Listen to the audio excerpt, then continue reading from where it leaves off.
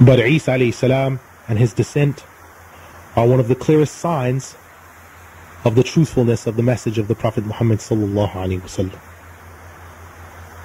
For how will the Christian respond when Isa alayhi salam comes and he doesn't have the wounds from the cross in his wrists, or the wound in his side, or the nails from the cross in his ankles, and when the cross is broken, and when the Jews are subjugated, and when the Christians are resisted? How will they respond? When he is a witness against them on the day of resurrection with their own book, how will they respond?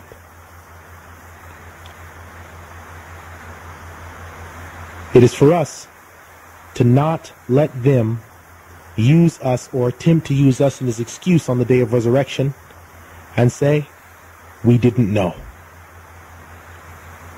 We must tell them the truth. Because when Isa alayhi salam comes, if they are believers, they will be spared and blessed with righteousness. If they are unbelievers, they will be subjugated with force.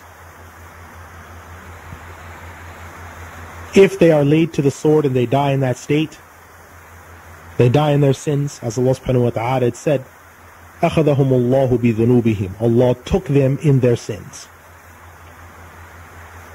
If we have a colleague at work, if we have a neighbor, if we have someone that we know and we care about them, then we should tell them the truth.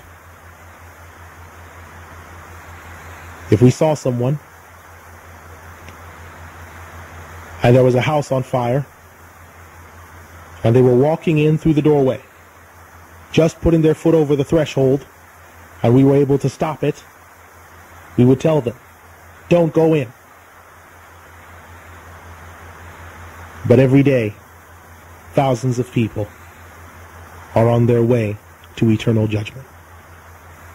Some of them friends and colleagues and workmates of ours, and we never once informed them of what awaits them. Sometimes out of fear, sometimes out of embarrassment, sometimes out of not wanting to make a scene.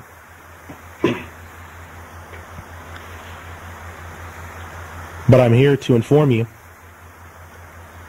that the scene that will be made on the day of resurrection is far more severe and far more uncomfortable and far more shameful than what will be done here. To spare yourself that humiliation and the accusatory fingers of those who died misguided being pointed towards you, the best thing for you to do is to preach the truth always to all and sundry, whoever are present. And with Allah subhanahu wa ta'ala is the victory. And I ask Allah subhanahu wa ta'ala that He prepare us, that He strengthen us, and that He not let us become deceived by what good deeds that we do, and that He protects us from being misguided by any work colleagues that we have, or by any relativist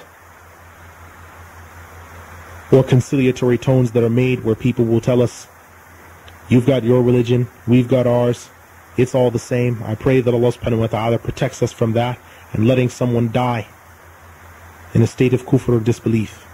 I ask Allah subhanahu wa ta'ala that He protects us from that, and that He strengthens us and fills our hearts with righteousness,